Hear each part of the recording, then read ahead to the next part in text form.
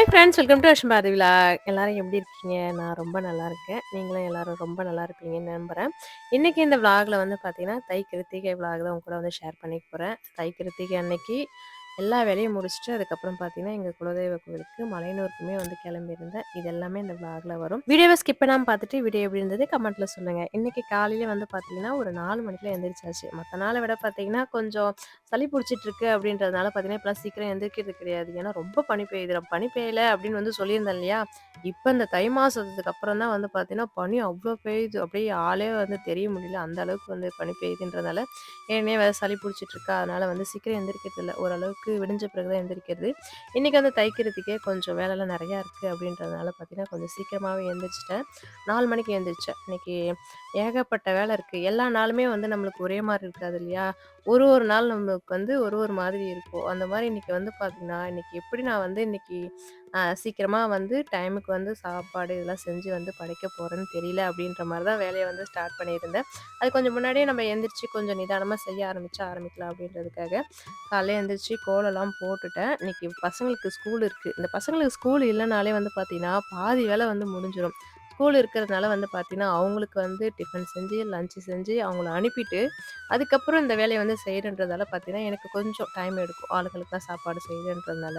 நான் எதுக்காக இன்னைக்கு எப்படி செய்ய போறேன்னு சொல்றேன்னா, இன்னைக்கு பூஜை பாத்திரம் வந்து நேத்தே வந்து கிளீன் பண்ணி வைக்கல. அதுதான் வந்து பெரிய வேலை எனக்கு. இந்த பூஜை நாட்கள் கொஞ்சம் விசேஷமான நாட்கள்லாம் வருதுன்னா, முன்னாடியே வந்து எனக்கு பூஜை பாத்திரமா இருக்கட்டும், வீடெல்லாம் தொடச்சு வச்சா தான், மொத நாள் வந்து எனக்கு அடுத்த நாள் வந்து செய்யறதுக்கு கொஞ்சம் ஈஸியா இருக்கும். நான் வந்து மொத நாள் வந்து சில பல காரணங்களால செய்யவே இல்ல. அதனால இன்னைக்கு வந்து இல்லன்னா ஸ்கூலுக்கு பசங்க போறதுக்கு முன்னாடியே நான் எல்லாம் செஞ்சு வச்சு படைச்சுட்டு, அவங்களுக்கு லஞ்ச் வந்து குடுத்து அனுப்பியிருப்பேன்.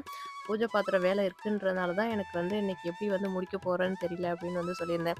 ஏன்னா எனக்கு பூஜை ரூம் போயிட்டாலே எனக்கு ஒரு நாள் இல்ல, கொஞ்சம் எனக்கு டைம் எடுக்கும். ஒண்ணு ஒண்ணா பார்த்து பார்த்து செய்வேன். அதனால வந்து பார்த்தீங்கன்னா, கொஞ்சம் டைம் எடுக்கும். இன்னைக்கு வந்து பார்த்தீங்கன்னா, பூஜை பாத்திரம்லாம் கிளீன் பண்ணி, பூஜை ரூம்லாம் கிளீன் பண்ணி, அதுக்கப்புறம் சமையல் செய்யணுன்றதுக்காக தான் வந்து எப்படி செய்ய போறோம்? டைமுக்கு வந்து செஞ்சுருவோமா? அப்படின்னு சொல்லிட்டு தான் யோசிச்சுட்டு இருக்கேன். வாசல் தெளிச்சு கோலம் போட்டுட்டு நிலைவாசல்ல மஞ்சள் குங்குமம் மட்டும் தான் வச்சிருக்கேன். அடுத்ததா வந்து பூஜை ரூமுக்கு தான் வந்திருக்கேன். பூஜை பாத்திரம் எல்லாமே எடுத்து வச்சுட்டா, அதுக்கப்புறம் பசங்களுக்கு போய் டீ போடுறதா இருக்கட்டும், லஞ்ச் இதெல்லாம் செய்யலாம். ஃபர்ஸ்ட்டு எல்லாம் ஒண்ணு ஒண்ணா செஞ்சுக்கலாம் அப்படின்றதுக்காக எடுத்து வச்சுட்டுருக்கேன்.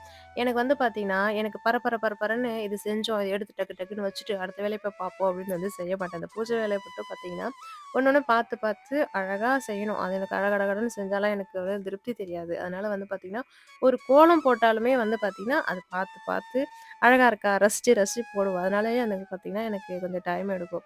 அதனால பொறுமையா தான் எல்லாம் வந்து செய்வேன். அந்த பூஜை பாத்திரம்லாம் எடுத்துட்டு போய் கழுவுறதுக்கு வச்சுட்டு, அதுக்கப்புறம் வந்து பார்த்தீங்கன்னா, அன்னைக்கு அஸ்வினி இருக்கிறப்பயே பார்த்தீங்கன்னா, மேல கிருத்திகை வந்தாலே இந்த கிருத்திகை இருக்கட்டும், 3வது சனி படைப்பாங்க இல்லையா? அது ஒரு சில நான்வெஜ் சமைக்காத பாத்திரம்லாம் வந்து இந்த மாரி அட்டை பாக்ஸ்ல தான் வந்து போட்டு வச்சிருப்பேன். இந்த பாக்ஸ எடுத்தாலே, அதில அந்த நான்வெஜ் செய்யாத பாத்திரம் எல்லாமே வந்து இருக்கும். அதுக்காக கிருத்திகை அன்னைக்கு படைக்கிறதுக்காக அந்த பாத்திரத்த எடுத்து வச்சுட்டேன். அதுக்கப்புறம் இன்னைக்கு லஞ்ச் வந்து பார்த்தீங்கன்னா, சிம்பிளா வந்து உருளைக்கிழங்கு சாதம் தான் கிளறி வந்து குடுத்துட்டு, ஆ பசங்களுக்கு தோசை காலைல சாப்பிட குடுத்துட்டேன். சட்னி தேங்காய் சட்னி கொஞ்சமா அரைச்சேன். அதுக்கப்புறம் நேத்து வச்ச சாம்பார் இருந்தது. இத வச்சு மட்டும் சிம்பிளா வந்து குடுத்து அனுப்பிட்டேன். கடையில இருக்கிற பையனுக்கு வந்து தோசை ஊத்தி குடுத்துட்டு, இன்னைக்கு வந்து பசங்கள வந்து ஸ்கூலுக்கு ஃபர்ஸ்ட்டு அனுப்பிடணும். அனுப்பிட்ட பிறகு பார்த்தீங்கன்னா, அடுத்த வேலைய நம்ம ஸ்டார்ட் பண்ணலாம் அப்படின்றதுக்காக ஆரம்பிச்சிருந்தேன். என்கிட்ட வந்து நெறைய பேர் வந்து கேட்கறது, "அக்கா நீங்க வேலை வந்து செஞ்சுக்கிட்டே இருக்கீங்க. உங்களுக்கு டயர்டே ஆவாதா?" அப்படின்னு சொல்லிட்டு வந்து அடிக்கடி கமெண்ட்ல வந்து நெறைய பேர் வந்து கேட்பாங்க. எனக்கு வந்து டயர்டுன்றது வந்து எதுக்காகன்னா, டயர்டு வரும் தான். அதுக்காக வராதுன்னு சொல்ல முடியாது. வேலை வந்து பார்த்தீங்கன்னா, நம்ம வீட்டு வேலைய நம்ம தான் வந்து செய்ய போறோம். வேற யாராச்சும் வந்து செய்வாங்க அப்படின்றது எதிர்பார்க்கவே கூடாது. நம்ம வீட்டு வேலைய வந்து யாருக்காக நம்ம செய்றோம்? நம்ம வீட்டுக்காரங்களுக்காக செய்றோம். நம்ம குழந்தைங்களுக்காக செய்றோம். அத வந்து நம்ம அடுத்தவங்க வந்து செய்வாங்க, ஹெல்ப் பண்ணுவாங்க அப்படின்றத நினைக்கவும் கூடாது. நம்ம வீட்டு வேலைய நாம தான் வந்து செய்ய போறோம். அதனால வந்து எந்த வேலையுமே வந்து சலிப்பு இல்லாம வந்து செஞ்சாலே அது வந்து கஷ்டம் தெரியாது. இப்ப நீங்க எந்த வேலை வந்து செய்ய போனாலுமே, அத வந்து ஒரு என்ன சொல்றது? எப்படின்னா, ஒரு லவ்வோட வந்து செய்யணும். பிடிச்சு போய் வந்து செஞ்சா அது வந்து கஷ்டமே வந்து தெரியாது. இப்ப நீங்க வீடு பெருக்கணும்னா கூட பார்த்தீங்கன்னா, நான் வந்து வீடு பெருக்குறனா கூட பார்த்து, பார்த்து ஒரு குப்பை கூட இல்லாம அதையும் வந்து ரசிச்சு வந்து செய்வேன். அந்த மாரி ஒரு வேலையுமா எந்த வேலையா இருந்தாலுமே அத வந்து பார்த்து, பார்த்து செய்யணும். சும்மா கடமைக்கு இந்த வேலை வேற இருக்கு. இது சீக்கிரம் முடிச்சுட்டு வேற வேலைய போய் பார்க்கணும். இல்லனா போய் படுக்கணும். இல்லனா ஃபோன பார்க்கணும். அப்படின்னு தோணுச்சுன்னா, உங்களுக்கு கஷ்டமா தான் தெரியும். எப்ப அத முடிப்போம் அப்படின்ற மாரி தான் தோணும். எந்த வேலையா இருந்தாலுமே நம்ம வீட்டு வேலை, நம்ம வீடு சுத்தமா வச்சிருக்கணும்.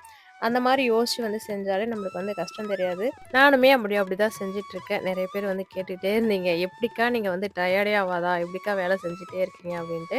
எனக்குமே வந்து ஒரு சில டைம் ரெஸ்ட் கிடைக்கும். ரெஸ்ட் வேலையே வந்து செஞ்சுட்டு இருக்க மாட்டேன். உங்களுக்கு வீடியோல பார்க்கறதுக்காக அப்படி வந்து தெரியுது. அப்படியே வந்து பார்த்தீங்கன்னா, பசங்கள ஸ்கூலுக்கு அனுப்புன உடனே வந்து பூஜை பாத்திரம் தான் வந்து கிளீன் பண்ணிட்டேன்.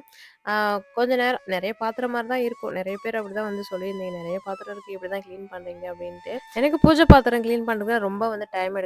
கொஞ்ச நேரத்திலேயே வந்து கிளீன் பண்ணிடுவேன். அதுக்கப்புறம் வந்து கிளீன் பண்ண உடனே பார்த்தீங்கன்னா, உடனே வந்து துணி வச்சு தொடச்சுருவேன்.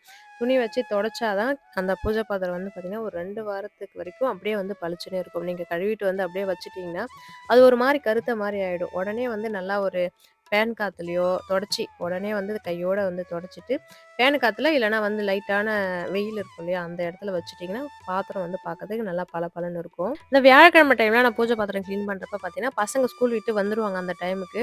மஞ்சள் குங்குமம்லாம் வச்சிருந்தேன்னா, எடுத்துட்டு வந்து ஒண்ணு ஒண்ணா குடுப்பாங்க. நான் அப்படியே வந்து அரேஞ்ச் பண்ணிடுவேன். இந்த டைம் வந்து பார்த்தீங்கன்னா, காலையில தானே கிளீன் பண்றேன். எல்லாமே ஒண்ணு ஒண்ணா எடுத்துட்டு போய் பூஜை ரூம்ல வைக்கிறது என்னோட வேலையா தான் இருந்தது. மஞ்சள் குங்குமம்லாம் வச்சுட்டு வீடையும் வந்து தொடச்சுட்டேன். அதுக்கப்புறம் பார்த்தீங்கன்னா, அந்த பூஜை ரூம்ல மாக்கோலம் வந்து இப்போ போடுறதில்ல. ஏன்னா, இந்த வீடு வந்து தண்ணி வந்ததுலேருந்து பார்த்தீங்கன்னா, அந்த ரூம் வந்து பார்த்தீங்கன்னா, குளு குளுன்னே இருக்கு. ஒரு ஈரப்பதமாவே இருக்கு. அப்ப வந்து அந்த மாக்கோலம் போடுறப்ப பார்த்தீங்கன்னா, நானும் டேபிள் ஃபேன் எடுத்துட்டு போய் பூஜை ரூம்ல வைப்பேன். கிட்டத்தட்ட 2 மணி நேரம் ஃபேன் ஓடுனாலுமே அது வந்து காய மாட்டேங்குது. அப்படியே ஈரமாவே இருக்கு. அதனால வந்து பார்த்தீங்கன்னா, கொஞ்சம் வெயில் நாள் வர வரைக்கும், சரி மாக்கோலம் வந்து போட தேவல்ல அப்படின்றதுக்காக இந்த கோலம் வந்து போட்டுட்டுருக்கேன். அந்த மாக்கோலம் போட்டாலுமே நல்லா சூப்பரா இருக்கும். இந்த கோலம் வந்து போட்டேன்னா, அதுக்கப்புறம் என் புடவை ஏதாவது வந்து கால் பட்டே அலைஞ்சிரும். கொஞ்ச நேரத்துக்கு தான். இருந்தாலுமே வந்து பார்க்கறதுக்கு கொஞ்சம் அலையாம ஒரு 2 வாரம் வரைக்குமே இந்த கோலத்தையும் நான் வச்சிருப்பேன். 2 வாரம் இல்ல. இந்த 1 வாரம் வந்து ஃபுல்லா அடுத்த வாரத்து வரைக்குமே நான் கால் படாம அழகா வந்து வச்சிருப்பேன். அந்த மாரி கோலம் வந்து. அதுக்கு மேலயே வந்து பார்த்தீங்கன்னா, இந்த கலர் கோலமாவு இருக்கு இல்லையா? மஞ்சள் கலரும், சிகப்பும் வந்து அழகா கோலமாவு வந்து மஞ்சள் குங்குமம் வச்ச மாரி வந்து போட்டுட்டேன். இந்த மாரி சின்ன சின்னதா அழகு பண்ணி பார்க்கறதுல எனக்கு ரொம்ப பிடிக்கும். அதுக்கப்புறம் நெறைய பேர் இப்ப ரீசென்ட்டா வந்து இந்த அ ட்ரெஸ்லாம் எங்க சாமிக்கு வந்து ட்ரெஸ்லாம் எங்க வாங்குனீங்க சிலைக்கு? அப்படின்னு சொல்லிட்டு ஒரு சிலர் வந்து கேட்டிருந்தாங்க. முன்னலாம் வந்து நெறைய இடத்துல வந்து கிடைக்கல. இப்பலாம் வந்து நெறைய நாட்டு மருந்து கடையில, இந்த துணி கடையிலேயே வந்து இந்த சாமி சிலைக்கெல்லாம் வந்து ட்ரெஸ் வந்து நெறைய வந்து தொங்க விட்டுருக்காங்க. அந்த மாரி நானும் பார்த்து வாங்குனது தான்.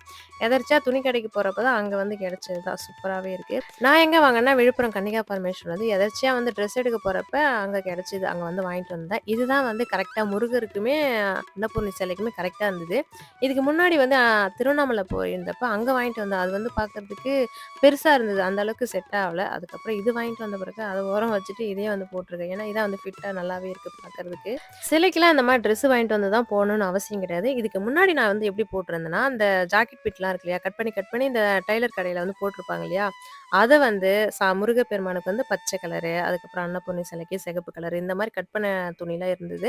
அத வந்து கட் பண்ணி தான் அழகா டிசைன் பண்ணி வந்து போட்டுருந்தேன். ஸ்டாப்லர் பின் மாரி அடிச்சு, பாவாடை மாரி இந்த மாரிலாம் வந்து போட்டிருந்தேன். அதுவுமே நல்லா தான் இருந்தது. அதுக்கப்புறம் இந்த மாரி வாங்கிட்டு வந்ததால, அத வந்து நான் போடுறது கிடையாது. அந்த மாரி உங்களுக்கு ட்ரை பண்ணி முடிந்தா ட்ரை பண்ணி பாருங்க. அதுக்கப்புறம் இந்த வேலையெல்லாம் எனக்கு செஞ்சு முடிக்கிறதுக்கே பூஜை ரூம் ரெடி பண்றதுக்கு, வீடெல்லாம் கிளீன் பண்றதுக்கு மணி 11 ஆயிடுச்சு. அதுக்கப்புறம் தான் போய் சமையல் வேலை செய்ய ஆரம்பிச்சேன். இன்னைக்கு வந்து பார்த்தீங்கன்னா, நாங்க வந்து 3 கிருத்திகை வந்து படைக்கிறது. அதனால தான் எங்க மாமியார் வந்து அப்படிதான் செய்வாங்கன்றதால, நாங்களுமே வந்து 3 கிருத்திகை தான் வந்து படைப்போம். கார்த்திகை கிருத்திகை, அதுக்கப்புறம் தை கிருத்திகை, ஆடி கிருத்திகை இந்த 3 கிருத்திகைக்குமே மாவிளக்கு போட்டு, வடை, பாயாசம் இது எல்லாமே செய்யுதுன்றதுனால, இன்னைக்கு வடை, பாயாசத்தோட எல்லாமே செஞ்சாச்சு. நான் ஒரு தப்பு பண்ணிட்டேன். கார்த்திகை கிருத்திகை வந்து மறந்தே போயிட்டேன். மறந்துட்டுனா எப்ப நான் கார்த்திகை கிருத்திகை வருதுன்னு சொல்லிட்டு காலண்டர பார்க்குறேன். அன்னைக்கு தான் வந்து பார்த்தீங்கன்னா, கார்த்திகை வந்து என்னைக்கு ஸ்டார்ட் ஆச்சோ, அன்னைக்கு தான் கிருத்திகை வந்து போல இருக்கு. அச்சச்சோ! இந்த வருஷம் நம்ம படைக்கவே இல்ல அப்படின்னு சொல்லிட்டு ரொம்ப கஷ்டமா இருந்தது. அடுத்து தான் தை கிருத்திகை வந்து படைச்சிடணும் அப்படின்னு சொல்லிட்டு நினைச்சுட்டேன். அது எப்படிதான் மறந்தேன்னு தெரியல. கார்த்திகை கிருத்திகை நடுவுல என்ன வரும் அப்படின்னு நினைச்சிட்டு இருந்தேன். கடைசியில பார்த்தீங்கன்னா, கார்த்திகை ஸ்டார்ட் அன்னைக்கு கிருத்திகை வந்ததால பார்த்தீங்கன்னா, அத வந்து விட்டுட்டு எனக்கு ரொம்ப கஷ்டமா இருந்தது. இன்னைக்கு தை கிருத்திகை ரொம்ப விசேஷமான நாள் முருகப்பெருமானுக்கு. இதுலயும் கார்த்திகை கிருத்திகை, இந்த ஆடி கிருத்திகை, தை கிருத்திகைலாம் ரொம்ப விசேஷமான நாள். நெறைய பேர் விரதம் இருக்கிறதுலாம் நெறைய பேர் விரதம் இருப்பாங்க. நான் விரதம்லாம் இல்ல. இந்த தைப்பூசத்துக்கு தான் விரதம் இருப்பேன்றதுனால, இன்னைக்கு சிம்பிளா வந்து முருகப்பெருமானுக்கு உகந்த நாள். அது இல்லாம ரொம்ப விசேஷமான நாளுன்றதால, அபிஷேகம் வந்து கொஞ்சம் 5 அபிஷேகம், 6 அபிஷேகம் 6 அபிஷேகம் தான் பண்ணலான்னு பார்த்தேன்.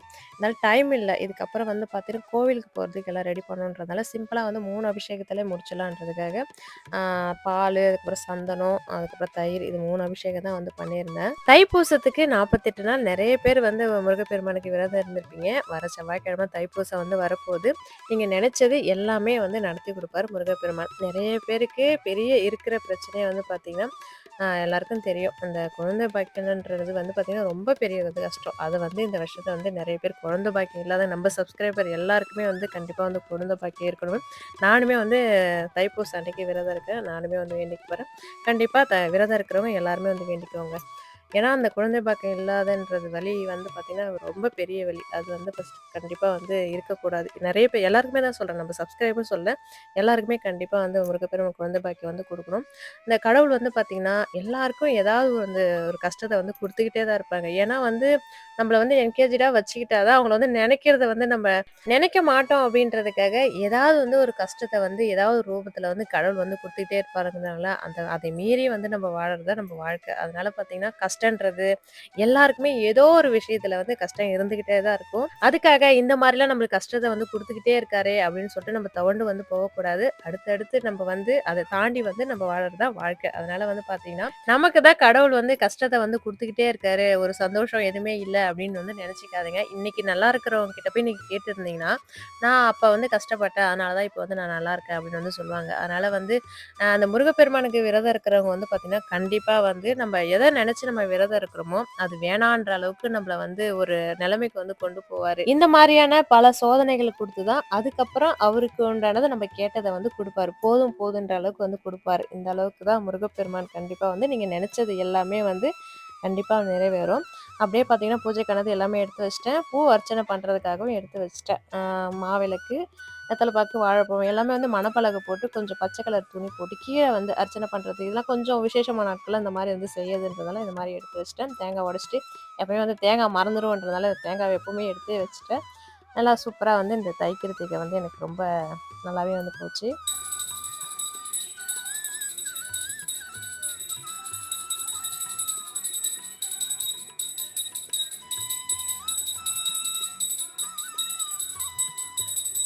பூஜைலாம் பண்ணி முடிச்சுட்டேன். ஒரு சின்ன குறை என்னன்னா, ஏதோ வந்து நான் மட்டும் பூஜை பண்ற மாரியே இருந்தது. பசங்க இல்ல. இந்த மாரி விசேஷ நாட்கள்லாம் ஏதோ ஃபேமிலியா இருந்து பண்ணா தானே நல்லாயிருக்கும். பசங்களும் ஸ்கூல் போயிட்டாங்களா, அவருமே வந்து கடையில இருக்காருன்றதால, யாரும் இல்லாத நான் மட்டும் பூஜை பண்ற மாரி தான் இருந்தது.